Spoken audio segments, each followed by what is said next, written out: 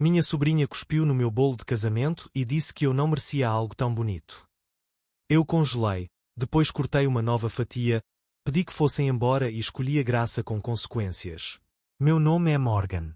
Tenho 34 anos, e no sábado passado, era para ter sido o melhor dia da minha vida, o dia do meu casamento. Um lugar tranquilo em Savannah, coberto por luzinhas, velas tremulando contra os carvalhos cobertos de musgo, mesas enfeitadas com rosas marfim. Parecia algo tirado de uma revista, aquele tipo de perfeição que você não espera realmente tocar. Exceto que a perfeição tem o péssimo hábito de rachar de dentro para fora. O jantar estava quase no fim quando aconteceu. Minha sobrinha Harper, filha do Jack, de 5 anos, ficou em pé na cadeira, garfo na mão, sorrindo como se tivesse acabado de descobrir o fogo. Ela pegou um pedaço do nosso bolo de casamento, olhou direto para mim e o lançou no topo do bolo, no último andar. Você não merece algo tão bonito, ela disse, rindo. Os pais dela riram. Todo o resto congelou. Telefones apareceram. Algumas risadas. Alguém sussurrou. Filma isso para o TikTok. Minha mãe suspirou e murmurou. Criança é assim mesmo. Jack deu um sorrisinho, levantou o celular mais perto. Jeito bem real de ser noiva, hein? Eu só fiquei ali, buquê tremendo, cobertura escorrendo, percebendo que eu era a piada no meu próprio casamento. E, em algum lugar por baixo das risadas, já dava para sentir o primeiro estalo de algo se partindo, e não era só o bolo. A comemoração morreu em questão de minutos. O quarteto de cordas falhou no meio da música, os garfos ficaram suspensos, as conversas se reduziram a sussurros. O ar parecia ter azedado. Eu caminhei até o bolo, a obra-prima pela qual tínhamos pagado o equivalente a um mês de salário, e, por um segundo, vi meu reflexo distorcido no brilho da cobertura. Calma, mas oca. Meu vestido arrastava por entre migalhas enquanto eu pegava a faca, cortava uma fatia limpa do lado ainda intacto e dizia, com a voz firme: qualquer pessoa que não consiga respeitar este momento pode ir embora. Não foi alto. Eu não gritei, mas a sala inteira me ouviu. A risada do Jack quebrou o silêncio. Você está expulsando a gente? Por causa de uma brincadeira? A esposa dele, Emily, cruzou os braços. Você está exagerando, Morgan. Ela tem 5 anos. 5, eu pensei. Velha o bastante para saber que não se cospe no bolo de casamento de alguém, nova o suficiente para servir de bode expiatório. Harper gritou. A titia é chata. E arremessou um guardanapo amassado, que bateu no meu peito como um ponto final. Eu não me mexi. Só me virei para a gerente, uma mulher quieta que vinha assistindo a esse desastre em câmara lenta lá do canto do salão, e disse: por favor, mostre a saída para eles. Jack estufou o peito como um galo. Você só pode estar de brincadeira. Não estou, respondi. Saiam. Os convidados observaram enquanto ele saía furioso, arrastando Emily e Harper atrás dele. Agora ela chorava, de um jeito teatral, como se eu tivesse arruinado o dia dela. A música tinha parado. O champanhe parecia sem gás. Quando a porta se fechou atrás deles, o silêncio ficou enorme. Olhei ao redor para as pessoas que ainda estavam ali, colegas de trabalho, amigos da faculdade, minha madrinha de casamento paralisada. Levantei minha taça. A todos que ainda estão aqui, disse, em voz baixa. Obrigada.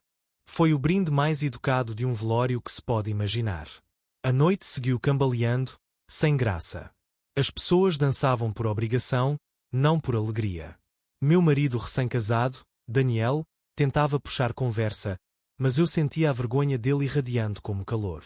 As fotos continuaram, sorrisos forçados, poses congeladas, cada uma delas mais uma camada de distância entre o que esse dia deveria ter sido e o que ele tinha se tornado. Mais tarde, na suíte do hotel, eu abri o zíper do vestido e sentei na beira da cama, observando as luzes da cidade borradas pela chuva na janela. A foto do bolo já estava em toda parte no meu celular. Alguém tinha postado no Instagram com a legenda: drama de família no casamento cara com lágrimas de alegria. Centenas de curtidas. Eu rolei até chegar na mensagem da minha mãe. Você envergonhou a gente na frente de todo mundo. Só isso. Nada de você está bem. Nada de aquilo foi demais. Só o mesmo verdito cansado que ela me dava a vida inteira. O que quer que aconteça, a culpa é sua, Morgan. Daniel saiu do banheiro de camiseta, me observando. Você tá bem? Tu, minha mentira padrão. Ele hesitou. Seu irmão estava bêbado. Ele não fez por mal. Não fez por mal rir enquanto a filha dele cuspia no nosso bolo de casamento? Ele suspirou. Família fala besteira. Deixa para lá. Já passou. Mas não tinha passado. Eu conhecia aquele tom, a forma silenciosa com que alguns homens desvalorizam a raiva de uma mulher, como se fosse só barulho. Não respondi. Apenas desliguei o telefone, coloquei-o virado para baixo e fiquei encarando meu reflexo na janela. Uma noiva que passara anos aprendendo a ficar calma enquanto as pessoas mais próximas arrancavam, pouco a pouco, a sua dignidade. Do lado de fora, o trovão rolava sobre Savannah. Dentro, Daniel já dormia. Eu fiquei acordada, revendo cada sorrisinho, cada meia desculpa, cada vez que minha família tinha-me mandado deixar para lá. Pela manhã, entendi algo crucial: eles confundiram minha calma com fraqueza. Sempre tinham feito isso. E, pela primeira vez na vida, eu não ia seguir o roteiro. O que eu ainda não sabia é que aquilo não era o fim da humilhação. Era o começo de um acerto de contas, aquele vídeo do casamento viraria prova, e aquele bolo arruinado se tornaria uma linha que eu nunca mais deixaria que cruzassem. Na manhã seguinte ao casamento, acordei com notificações, centenas delas. Meu nome marcado, meu rosto congelado no meio da expressão, cobertura na manga. A legenda dizia: quando a noiva surta cara com lágrimas de alegria. Publicado por ninguém menos que meu irmão, Jack. O vídeo já estava se espalhando. Alguém tinha desacelerado, colocado uma música dramática, até uma legenda estilo telejornal: noiva de Savannah tem surto na recepção. A seção de comentários era uma fogueira. Quem é que cospe num bolo? Cara com lágrimas de alegria. Exagero demais. Bandeira vermelha total. E o meu favorito: imagina casar com esse drama todo. Daniel nem aparecia em metade dos comentários. Era tudo sobre mim, a noiva rígida, sem senso de humor, que estragou o próprio casamento. Liguei para o Jack. Chamou até cair na caixa postal. Tentei de novo. Nada. Aí o número da minha mãe apareceu na tela. Morgan, ela disse, com a voz tensa, é só uma brincadeira. Não envergonha a família fazendo disso algo maior do que é. Vergonha? Respondi. Você quer dizer eu pedir um mínimo de respeito? Morgan, o pessoal tá comentando. Deixa isso esfriar. Eu quase ri. Faz 12 horas, mãe.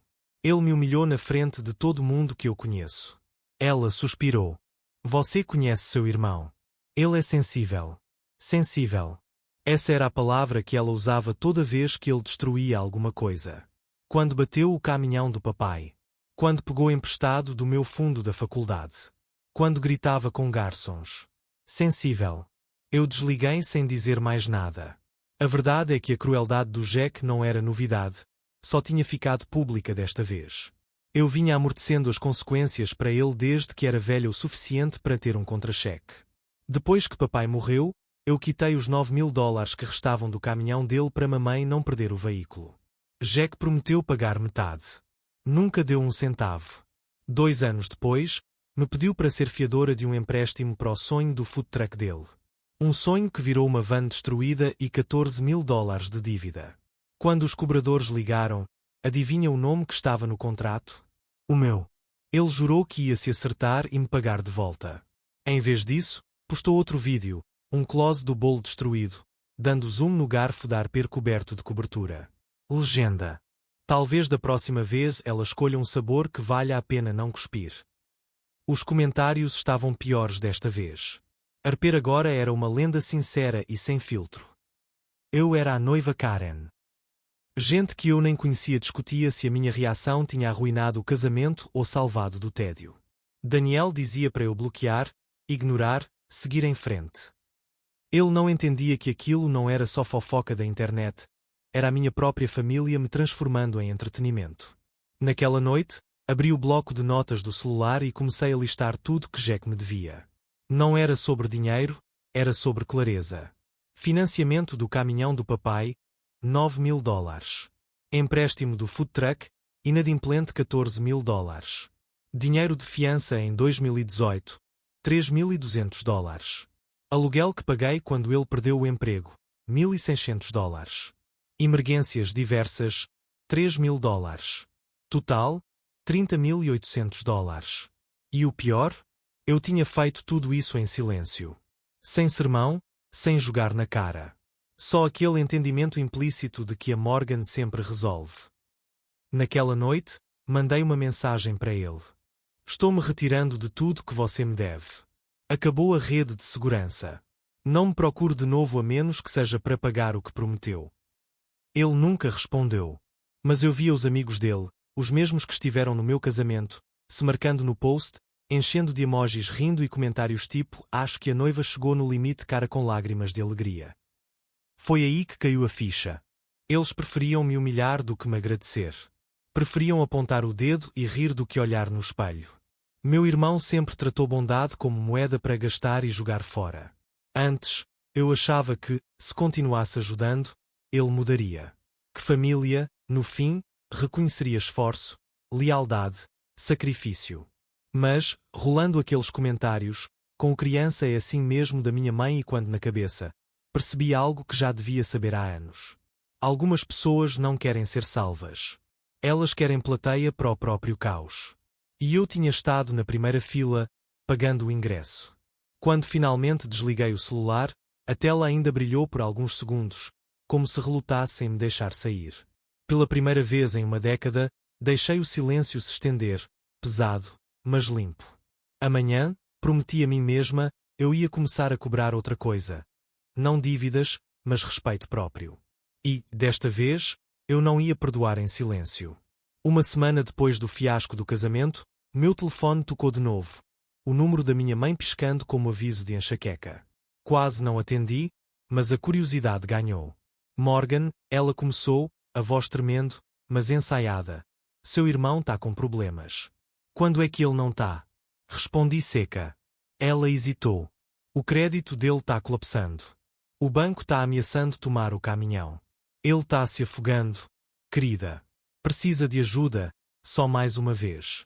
Respirei fundo, devagar. A última vez foi há 3 anos. Mãe. Lembra? O empréstimo do food truck, a fiança, o aluguel? Aquela foi a última vez. A voz dela ficou mais dura. Você tá destruindo esta família com o seu orgulho. Não, eu disse calmamente. Só estou saindo do meio dos destroços. Um silêncio longo.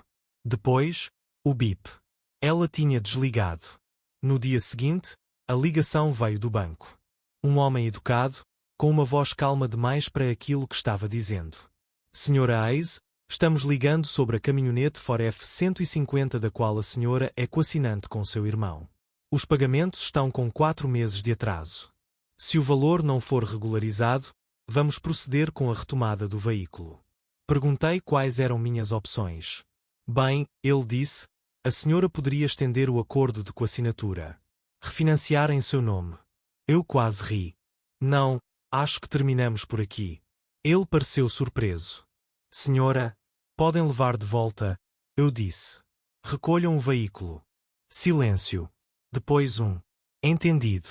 Era para aquilo parecer frio. Em vez disso, pareceu limpo. Até o fim da tarde, meu telefone estava acendendo de novo. Números desconhecidos, velhos contatos, até Emily, a esposa do Jack, tentando fazer o papel de pacificadora. Você é cruel. Você acabou com a vida do seu irmão. Depois de tudo que ele fez por você. Essa última me fez rir em voz alta. Não respondi a nenhum. Depois veio a mensagem em grupo da minha mãe, o combo completo de culpa familiar. Não sei em quem você se transformou, Morgan, mas você costumava se importar com a família. Seu pai teria vergonha. Papai, o homem que me disse um dia, em voz baixa, você não consegue salvar alguém que gosta de se afogar. Eu guardei essa memória como um escudo. Naquela noite, comecei a arrumar minhas coisas. Sem anúncio dramático, sem explicações. Só uma retirada silenciosa. Daniel e eu já estávamos distantes desde o casamento. O deixa para lá dele se esticara em uma semana de silêncio entre nós. Quando eu disse que precisava de espaço, ele não discutiu. Só assentiu, aliviado. Encontrei um anúncio online, uma casinha para alugar perto de Wilmington. Um quarto, venezianas brancas desbotadas, quintal cheio de agulhas de pinheiro. O tipo de casa que não faz perguntas, só oferece silêncio. Na sexta-feira, eu tinha ido embora. A viagem parecia um processo de troca de pele, a umidade de savana sumindo no retrovisor, meu celular vibrando até quase morrer dentro do porta-copos. Cada quilômetro desfazia um nó dentro de mim. Quando cheguei, o ar cheirava a chuva e resina de pinheiro. A varanda rangia sob meus pés, pela primeira vez em anos, o único som que ouvi foi a minha própria respiração. Na primeira noite, sentei no chão, cercada de caixas fechadas, tomando vinho barato numa caneca de café. Nada de TV. Nada de barulho. Só o zumbido contínuo das cigarras lá fora. Era estranho. O silêncio parecia pesado no começo, pressionando meu peito como um peso ao qual eu não estava acostumada. Mas, aos poucos, mudou. A quietude ficou suave, quase protetora. Pensei em todas as noites que passei esperando o próximo desastre, as ligações do Jack às 2 da manhã, as chantagens emocionais da minha mãe, os suspiros incomodos do Daniel quando eu tentava falar de limites. Por anos, eu confundi o caos deles com conexão. Agora, sentada de pernas cruzadas no chão da minha casa vazia, senti algo novo. Paz sem precisar de permissão. Desliguei o telefone por completo. O mundo podia girar sem mim, pelo menos uma vez. Quando finalmente fui para a cama, sem cabeceira, sem decoração, só um cobertor e o ritmo constante da chuva, percebi há quanto tempo eu não adormecia sem me preparar mentalmente para o próximo problema de alguém. De manhã, eu compraria mantimentos. Talvez começasse a procurar trabalho remoto, repintaria as paredes, descobriria como era ter manhãs silenciosas. Mas, naquela noite, deixei o silêncio fazer o que nenhum pedido de desculpa da minha família jamais fez, me fazer sentir segura. A caminhonete foi retomada numa terça-feira de manhã. Ao meio-dia, Jack já tinha transformado isso em conteúdo. Minha irmã acabou com minha vida. Ela mandou o banco tomar meu carro, depois de tudo que fiz por ela. O vídeo foi gravado na entrada da casa dele, meio chorando, meio atuando por pena. Ele ainda colocou uma trilha de piano lenta por trás do monólogo. Funcionou, os comentários começaram a chover. Você merece coisa melhor, mano. Família pode ser pior que inimigo. Ela é fria. Sem coração.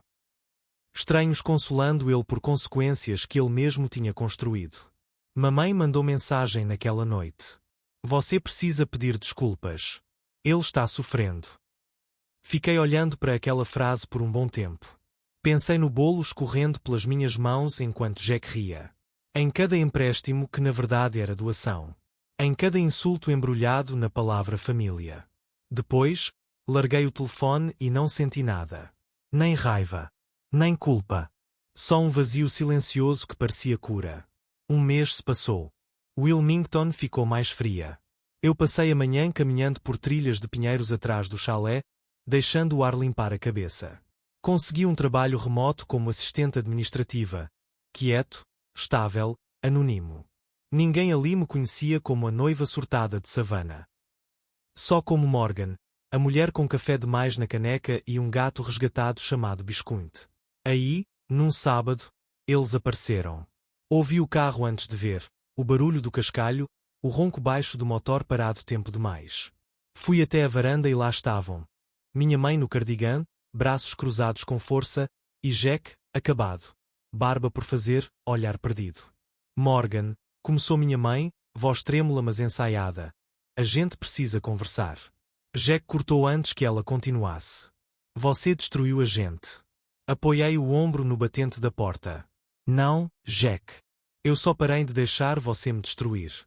Ele deu um passo à frente, dedo em riste. Você podia ter resolvido isso. Você sempre resolve. Esse é o problema, respondi. Ele se aproximou mais, o suficiente para eu sentir cheiro de cerveja velha. Você acha que é melhor do que a gente agora? Se escondendo aqui, pagando de vítima? Jack, eu disse calma. Se você der mais um passo nessa varanda, eu ligo para a polícia. A boca da minha mãe se abriu. Você não teria coragem. Teria. E vou ter. Ele riu, seco e alto. Você está doente. Precisa de ajuda. Peguei o celular e comecei a discar. Ele congelou, olhou para minha mãe.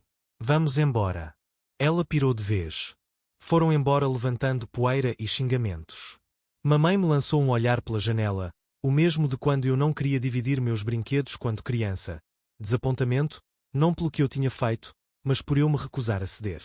Quando o som do carro sumiu na estrada, sentei no degrau da varanda com o coração disparado. O vento cheirava a chuva e sal.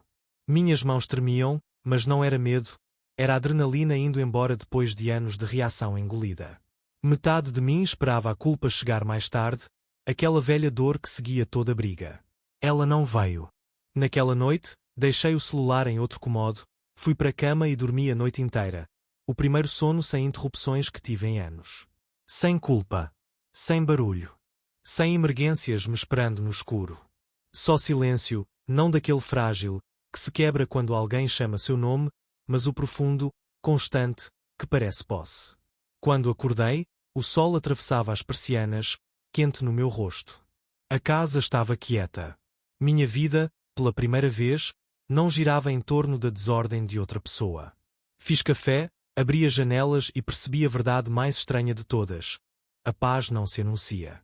Ela simplesmente chega quando todo mundo que confundia sua bondade com fraqueza finalmente vai embora de carro. 6 meses depois, eu abri a porta do meu próprio pequeno mundo. Um café à beira da praia, cheio de luz, com paredes azul claro e cheiro de baunilha vindo da cozinha. Farinha nos balcões, tigelas empilhadas, e cada prateleira com bolos que eu mesma tinha assado com mãos que já não tremiam ao pensar em drama de família. Eu tinha trocado o caos familiar por algo que podia controlar. Açúcar, manteiga, paciência. Minha primeira cliente sorriu quando entreguei uma fatia morna de bolo de limão. Eu sorri de volta, de verdade, pela primeira vez em meses. Não por educação, porque eu tinha conquistado aquele momento. Um toque de mensagem. Era uma amiga de Savana. Vi seu irmão no galpão. Ele está realmente mantendo o emprego. Parei, garfo no meio do caminho. Senti alívio, não vingança. Ele tinha um pouco de estabilidade agora, o mínimo de responsabilidade que nunca teve coragem de cobrar de si mesmo, só de mim. Eu não comemorei. Não postei. Só soltei o ar. Uma semana depois, chegou um cartão da minha mãe. Cartão bege, a letra dela inclinada. Espero que você esteja feliz. Arper começou a ir para a escola. Sem desculpa. Sem reconhecimento de erro. Guardei o cartão numa gaveta junto com as fotos do casamento. Um lugar para lembranças do que já foi, não do que eu ainda precisava carregar. Todo domingo, um ritual. Eu asso um bolo pequeno, corto a primeira fatia com cuidado e coloco na mesa à minha frente. Não pelo aplauso de ninguém. Não para postar em rede social. Só para mim. Para reconhecer que sobrevivi à humilhação, às dívidas, à culpa incessante. Que recuperei uma parte da minha vida que ninguém mais pode tomar. Aprendi que graça não é perdoar tudo de olhos fechados. Não é fingir que a injustiça nunca aconteceu ou que o caos nunca existiu. Graça é manter a calma quando as tempestades voltam. Graça é ficar de pé quando as pessoas em quem você mais confiou teriam-te derrubado com uma única palavra. E, às vezes, a graça vem com consequências. Jack ainda me deve de um jeito que número nenhum consegue medir: confiança, respeito, as incontáveis horas de trabalho emocional que dei sem reclamar. Mamãe ainda balança a cabeça quando falo sobre limites. Mas eu não encolho mais. Não fico esperando os desastres virarem meus. Nos momentos de quietude, finalmente consigo sentir o peso inteiro das minhas próprias escolhas, intactas, sem concessões. O bolo é doce. O vento é suave. E, pela primeira vez em décadas, a paz não é uma ausência, é uma presença. Dou uma mordida, saboreio e sorrio. Não porque eles entenderam, nem porque a justiça foi feita. Nem porque a vida é perfeita. Mas porque eu sou. Graça é calma. Graça é dignidade. Graça é saber que a tempestade passou e que você saiu dela inteira. E, a partir daí, o mundo pode espernear o quanto quiser. Eu estou além da tempestade. Eu sou a minha própria calmaria.